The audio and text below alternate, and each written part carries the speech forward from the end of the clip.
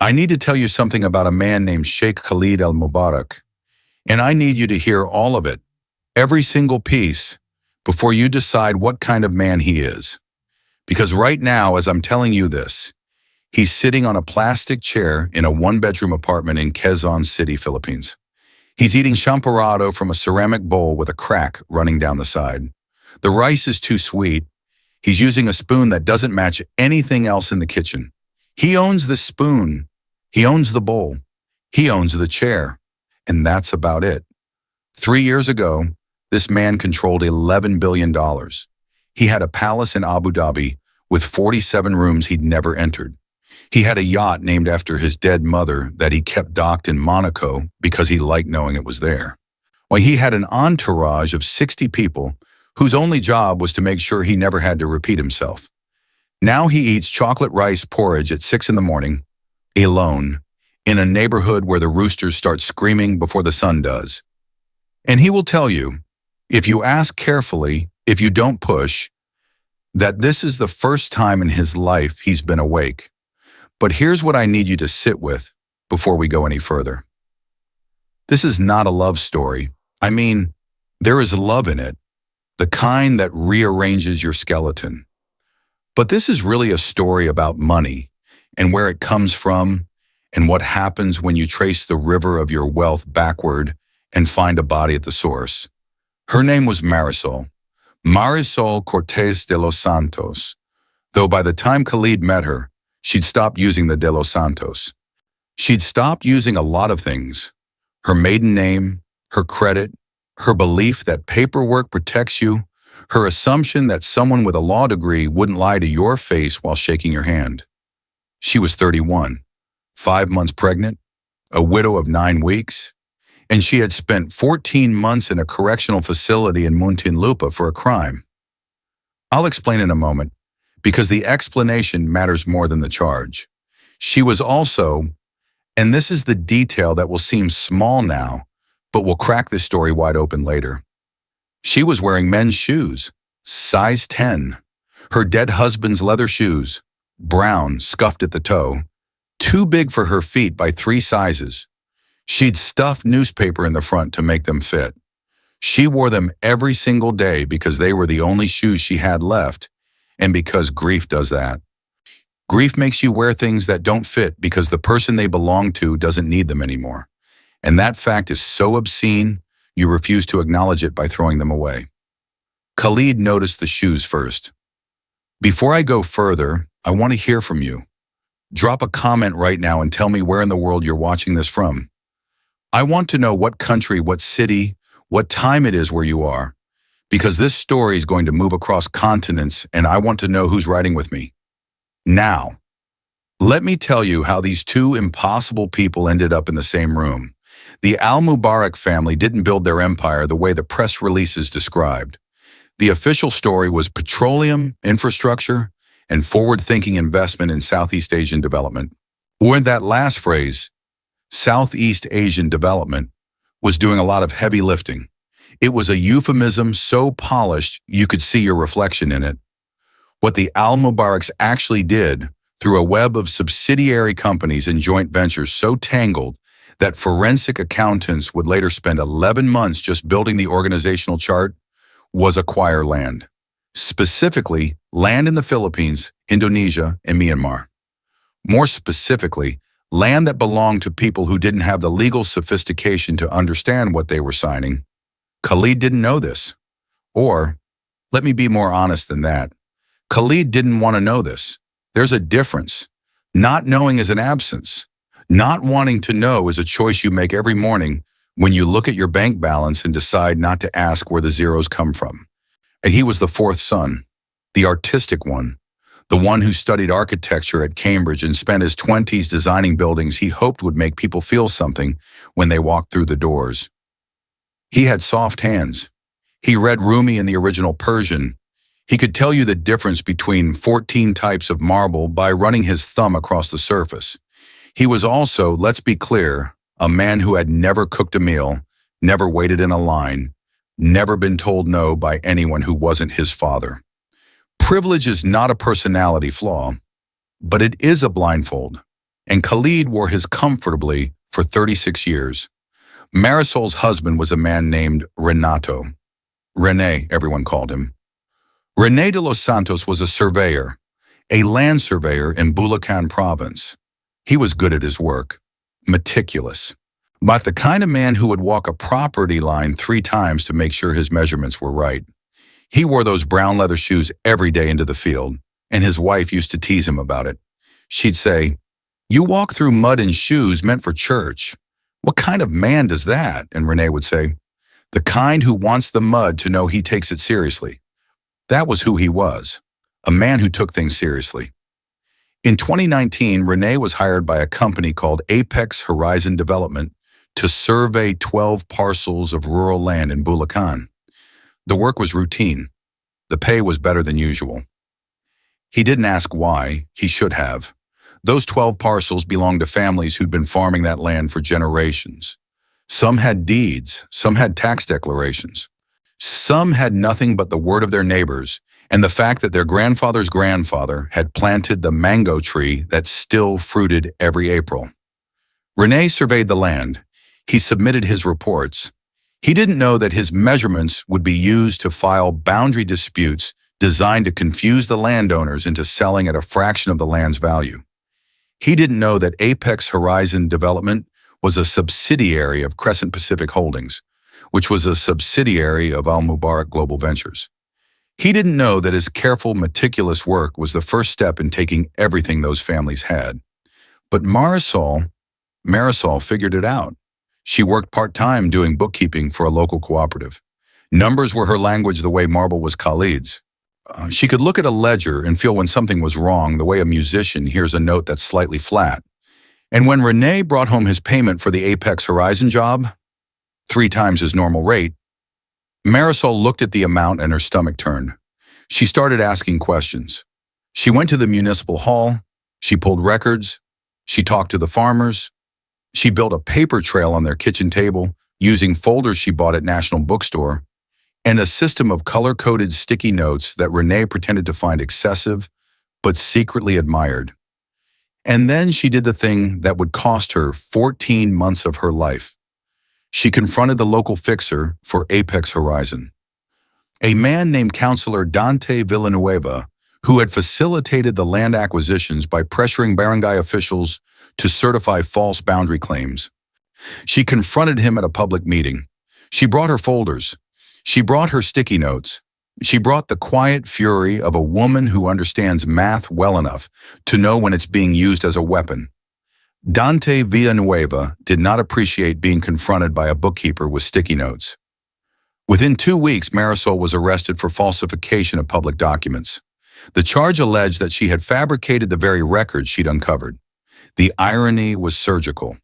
The evidence against her was manufactured with a precision that would have been admirable if it weren't evil.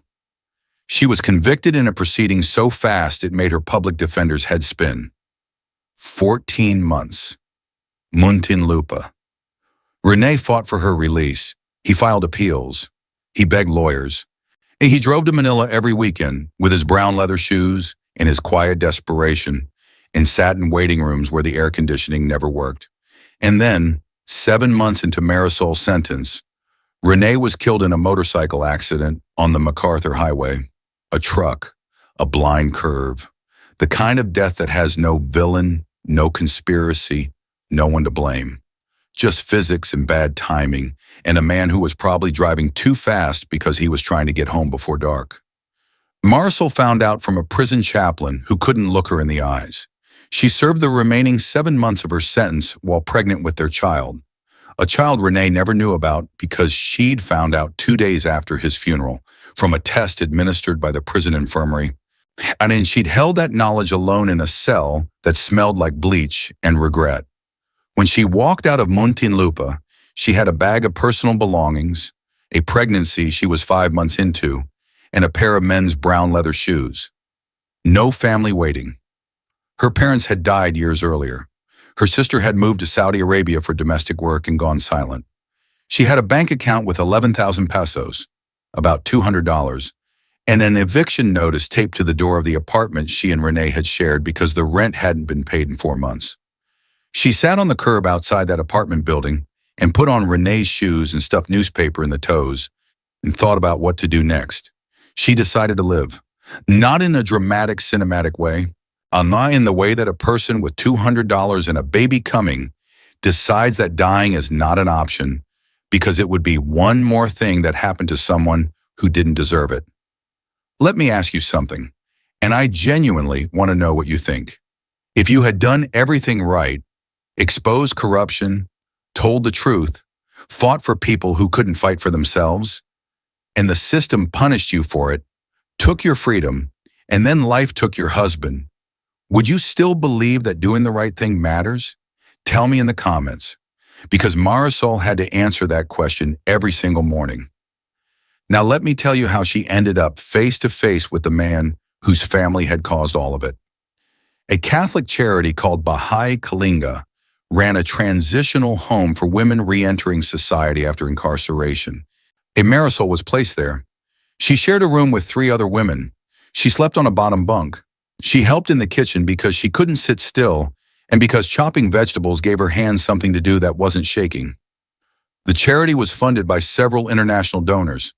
One of them was the Al Mubarak Foundation, Khalid's personal philanthropic project.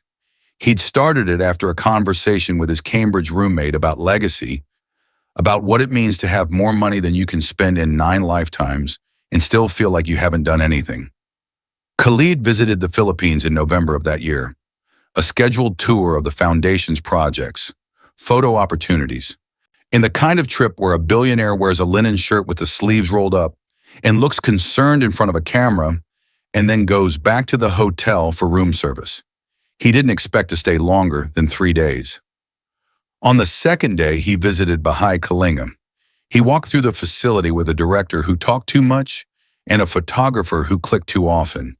And in the kitchen, standing over a pot of sinigang, stirring slowly because the sourness wasn't right yet, and she refused to serve something that wasn't right, was Marisol. She was wearing the shoes. Khalid noticed because he noticed everything about how people presented themselves. Architecture is, at its core, the study of how people exist in space. And Marisol existed in space like someone who had decided she would take up exactly as much room as she was owed, and not 1 centimeter less. She didn't look up when he entered. He asked her, in English, what she was cooking. She told him. He asked if it was good. She said, "It will be." Not yes. Not I think so. It will be. Future tense. Certain. He laughed. She didn't. They talked for 11 minutes. The photographer captured 4 of them. The director hovered.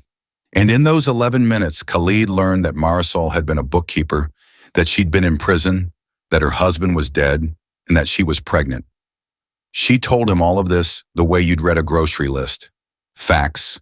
No performance of suffering. No bid for pity. He asked her what she needed. A job, she said. Not charity, a job. So he gave her one. He hired her through the foundation to do exactly what she was good at. Bookkeeping. Specifically auditing the foundation's local expenditures because they'd had problems with funds being misallocated by regional coordinators, and Khalid wanted someone who would actually look at the numbers instead of rubber stamping them. He did not expect what Marisol found. She was thorough. The sticky note system came back. The color-coded folders. She spent 3 weeks going through every transaction, every disbursement, every contract. And she kept finding a name. Crescent Pacific Holdings. It appeared in real estate transactions connected to foundation land purchases. It appeared in vendor contracts. It appeared everywhere.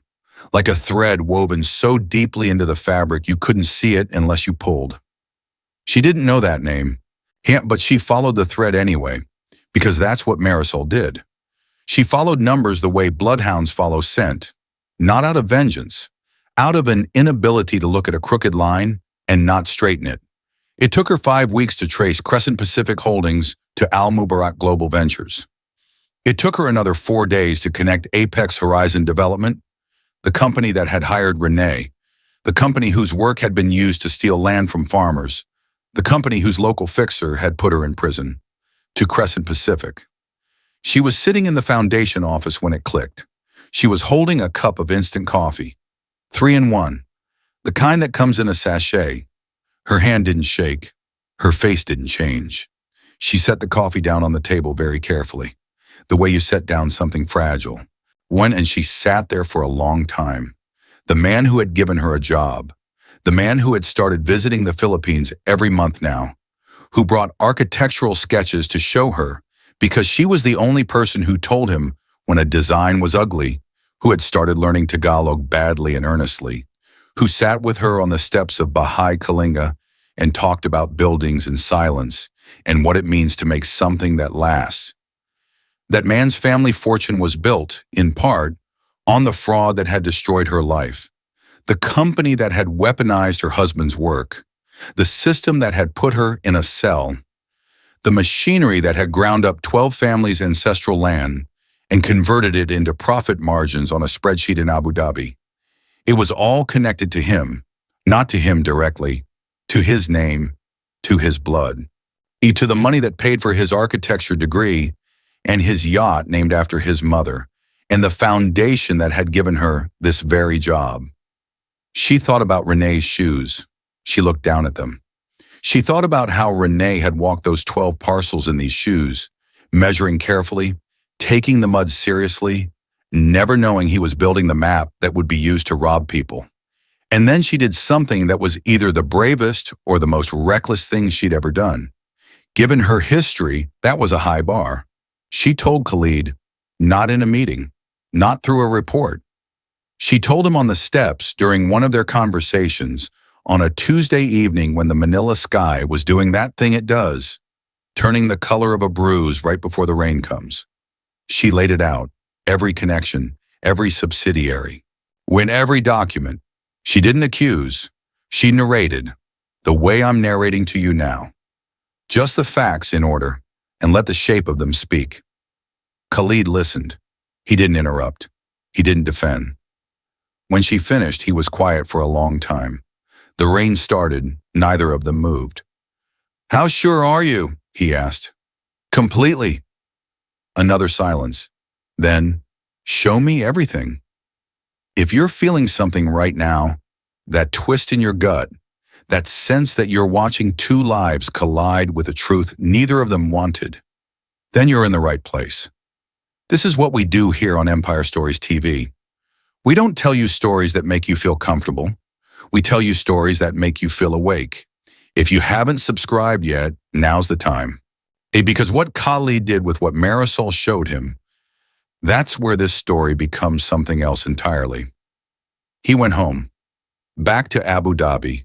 He sat in the palace with the 47 rooms he'd never entered, and he opened the files Marisol had compiled, and he started pulling threads of his own. It took him 3 months. He hired forensic accountants, not the family's accountants, independent ones, paid from his personal funds, bound by confidentiality agreements so tight they could barely breathe. And what they found was worse than what Marisol had uncovered. Because Marisol had only seen the Philippine operations. The accountants found Indonesia, Myanmar, Cambodia, a systematic pattern of land acquisition that targeted communities without legal resources, used local intermediaries to create confusion, and then funneled the resulting property into development projects that multiplied in value tenfold. His father had built this. His brothers had maintained it. The family's charitable work, the foundation, the grants, the photo opportunities, was funded by the proceeds. Not all of them, but enough. Enough that every school the foundation built was, in some fractional molecular way, constructed from stolen earth. Khalid confronted his father. I wish I could tell you it was dramatic. It wasn't. It was a conversation in an office with mahogany walls and a view of the Arabian Gulf, and his father listened the way powerful men listen when they're being told something they already know, with a patience that's really just a form of condescension. His father said, "We develop land. We don't steal it." These communities were compensated. Khalid said, "One of those communities sent a woman to prison for telling the truth about what you did." His father said, "I don't know anything about a woman. Her husband surveyed your land. He's dead now." People die, Khalid. That was the sentence. People die, Khalid. 4 syllables that drew a line in the sand so clean you could cut yourself on it. Khalid left the office. He walked through 3 of the 47 rooms he'd never entered.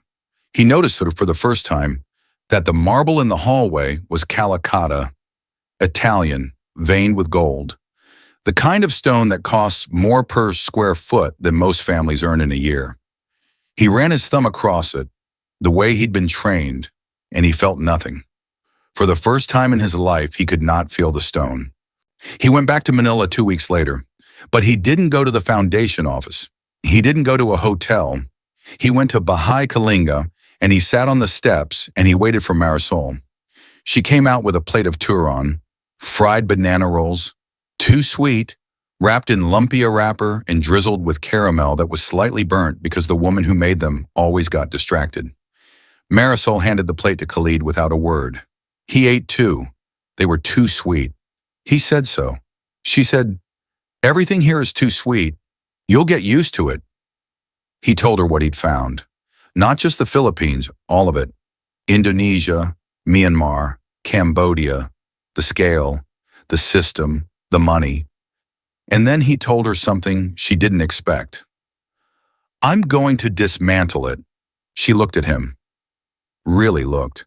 The way you look at someone when you're trying to see whether the words coming out of their mouth have roots or whether they're just leaves blowing past. "That's your family," she said. "Yes." "That's your money." "Yes." "You'll have nothing." He looked down at the turon. "I'll have this." She didn't smile, but something shifted in the way she held her shoulders. A release so subtle you'd miss it if you weren't paying attention. A laying down of something heavy. Over the next 8 months, Khalid systematically separated himself from the Al Mubarak empire. He renounced his share of the family holdings. He withdrew from the foundation board. He liquidated his personal assets, the yacht, the Cambridge flat, the art collection, and used the proceeds to establish a legal fund for the communities his family had displaced. His father disowned him, formally in writing. The document was drafted by the family's legal team, and it arrived in a manila envelope at the Quezon City apartment Khalid had rented. A 1-bedroom with a cracked bowl and a plastic chair in a view of a street where vendors sold balut at midnight. His brothers called him insane. The youngest one, Faisal, called him a traitor. The oldest, Muhammad, simply stopped acknowledging his existence, which in their family was the most violent thing you could do to someone. Marisol's baby was born in March. A girl. She named her Renata, for Renee. She was born in a public hospital in Manila, and the delivery room smelled like antiseptic and rain because the window didn't close all the way. And Khalid was not in the room because he wasn't family. He was in the hallway, sitting in another plastic chair, holding a bag of things Marisol had asked for. Extra diapers, a specific brand of soap, Safeguard, the orange one, because that's what her mother had always used, and smell is the closest thing we have to time travel. And a notebook. A plain notebook with no lines. She wanted to start writing things down for the baby. Things about Renee. Things Renata should know about the man she'd never meet. When the nurse came out and told him it was a girl, Khalid didn't cheer. He didn't cry. He pressed his back against the hallway wall and slid down until he was sitting on the floor, and he held the bag of supplies, and he breathed. Just breathed. The fluorescent lights buzzed above him. The floor was cold through his pants. And he thought, this is real. This is the realest thing that has ever happened near me. Or they did not rush into anything. I want you to know that. This was not a fairy tale where the billionaire sweeps in and the widow falls into his arms. Marisol didn't trust easily. She'd been taught not to by the most brutal possible curriculum. And Khalid had to learn something he'd never been required to learn before. Patience that isn't transactional. Patience where you wait not because you'll get something at the end, but because the waiting itself is the proof. He learned to cook, badly at first. He burned rice so consistently that Marisol started setting a timer on her phone whenever he entered the kitchen. He learned to take the jeepney. He learned that the air conditioning on Manila public transit is a myth and that you sweat through your shirt and nobody cares. And he learned to fix a leaking faucet from a YouTube video he watched 3 times because his Tagalog wasn't good enough to follow the first time, and the second time his phone died. He also worked, not as a sheikh, not as a philanthropist, as an architect. He joined a small firm in Makati that designed affordable housing. His salary was less than what he used to spend on a single dinner. His desk wobbled. He put a folded piece of cardboard under one leg and thought about the 47 rooms and the Calcutta marble, and felt nothing but a strange, clean relief. The legal fund he'd established started producing results.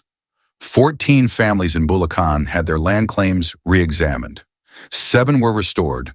Counselor Dante Villanueva was investigated, not through Marisol's testimony, in which would have been dismissed as revenge from a convicted woman, but through the financial records college forensic accountants had compiled. Records that led to indictments. Records that were, in the end, just numbers. Numbers that Marisol had found first. Her conviction was reviewed. A new legal team, paid for by the fund, not by Khalid personally, because Marisol was specific about that distinction, filed a motion for reconsideration. The falsification charges were overturned, not quietly.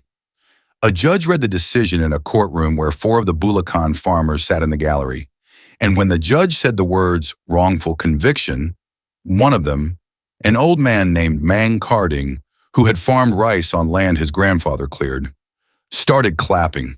Just him, alone. Clapping in a courtroom, which you're not supposed to do, and then nobody stopped him.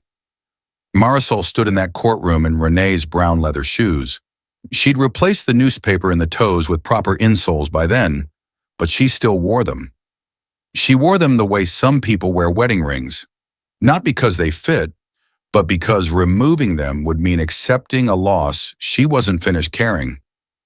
Khalid was not in the courtroom. He was at home. Their home now, a slightly bigger apartment, 2 bedrooms, with a kitchen that had a window. And he was holding Renata, who was 8 months old and had her father's serious eyes, and her mother's absolute refusal to cry when she was hungry, choosing instead to stare at you with an expression of dignified displeasure until you figured it out. When Marisol came home, she didn't tell him the verdict first. She took off the shoes. Since she set them by the door, she picked up her daughter, and then she said, "It's done." He understood she meant more than the court case. They married quietly, a civil ceremony. Marisol wore shoes that fit. White ones, simple, her size. She kept Renee's shoes by the apartment door. Khalid never once suggested she move them. Some men would have. Some men would have needed to displace the ghost to feel secure. Khalid understood that Marisol's love for Renee was not competition. It was the foundation she'd built herself on when the ground gave way. You don't tear out a foundation. You build alongside it. His family did not attend. His family did not acknowledge. In Abu Dhabi, in a palace with 47 rooms and Calcutta marble, his name was not spoken. He had become, in the language of wealth and power, a cautionary tale. The son who went soft, the one who let a woman ruin him. They didn't understand. They couldn't, because from where they stood, Khalid had given up everything. From where Khalid stood, on a slightly sticky kitchen floor in Quezon City, holding a baby who had just spit up on his last clean shirt, watching his wife review spreadsheets at the kitchen table with a system of sticky notes that now took up an entire wall. He had, for the first time, received something. Not earned, not purchased, not inherited, received, the way you receive rain, by standing in it. The housing firm grew. Khalid designed a community center in Tondo that won a small regional architecture award. The plaque was made of wood, not marble. He kept it on the kitchen wall next to Marisol's sticky notes and Renata's first drawing, which was either a dog or a motorcycle. They disagreed. And a photo of Renee that Marisol had framed in a simple black frame. In the photo, Renee is standing in a field in Bulacan. He's holding a surveyor's rod. He's wearing the brown leather shoes. He's smiling. I think about what it costs to become honest with yourself. Not the dramatic cost, the renunciation, the disowning, the empire walked away from. Those make good stories. I'm telling you one right now. I think about the daily cost, the Tuesday cost, the Wednesday morning cost, the cost of waking up in a small apartment with a wobbling desk and a baby's cry, and no one calling you sir, and knowing in the place beneath the language, that you chose this, that the choosing wasn't a single moment on a set of steps in Manila, but 1,000 moments after, each one a chance to go back, each one refused, not heroically, wearily sometimes, irritably sometimes, but refused. And I think about Marisol, who was right, who was punished for being right, who kept being right anyway, not because she believed the world would reward her for it, but because she couldn't be any other way. The way some people can't carry a tune. She couldn't carry a lie. It wasn't virtue. It was architecture. It was how she was built. Some people are palaces, beautiful, expansive, full of rooms nobody enters. Some people are foundations. You can't see them. They hold everything up. You probably know someone like Marisol. You probably know someone like Khalid, too. Someone standing at the edge of a truth they don't want to look at, telling themselves that not knowing is the same as not being responsible. It isn't. You know that. They know that. The question is just when the not knowing becomes heavier than the knowing, when the marble stops feeling like anything at all. Renee's shoes are still by the door. If this story sat with you, if you felt that weight, that specific gravity of two people choosing the harder thing because the easier thing had someone else's blood on it, share it with someone who needs to hear it tonight. And if you're new to Empire Stories TV, stay close, because the next story I have for you is about a woman who received a letter from a dead man 17 years after he was buried. And what was written in that letter dismantled 3 families and rebuilt 1. That one's going to keep you up tonight.